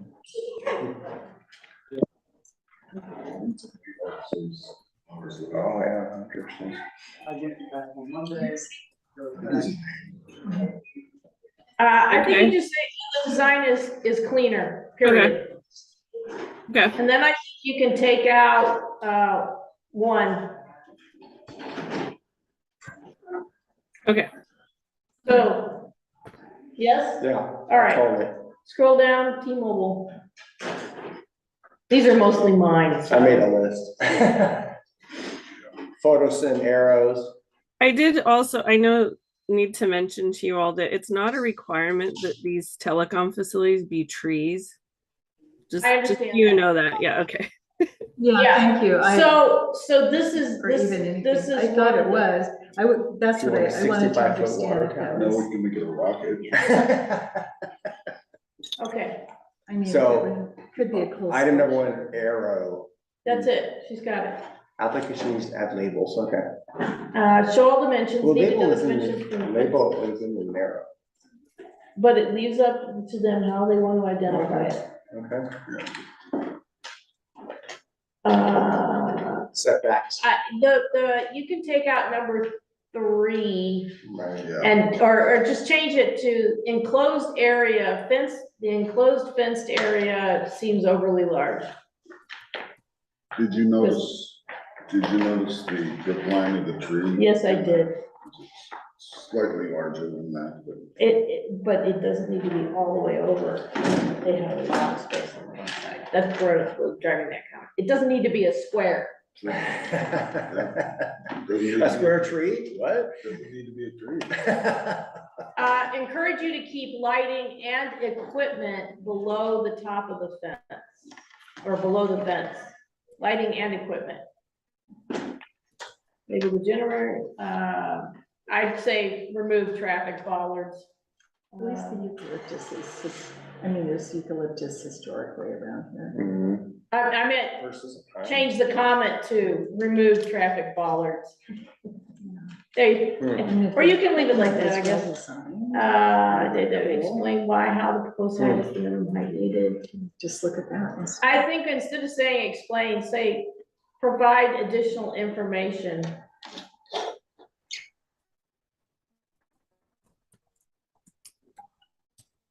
As to why the proposed height is the minimum height needed. Right, Because That was- we're on thin ice there. yeah, What? because that's a technical thing. It is. Provide coloring materials, information, full equipment, full vegetation, I'd say, et cetera. Tree type and style. Yeah, no, that's fine. I'm just gonna say et cetera. You're gonna leave out Q-tip? Yes, I am. I'm sorry, it just came to me as I was looking at it. I was like, this looks like a Q-tip. Is it that was the worth best. trying to put in the comment about adding trees, irrigation, expanding the lease, blah, blah, blah? This is the time to get it in there if you want it in there. Well, it's an old farm, so do they have to run their own meter? Is that how that goes? It is a huge thing. Yes, the water authority can provide them if it's delivered by San Ynez Water, for example. They can require a separate meter. They can require, I mean, it does get balloon. very, very complicated. And then they have to renegotiate the lease and everything else. And then, especially if you're talking. Can we focus on what was already said? What's already said, and I'm just, Denise? Yes. Do you want your comment in there? Well, I did make that comment, but I was asking the question whether or not it's even feasible.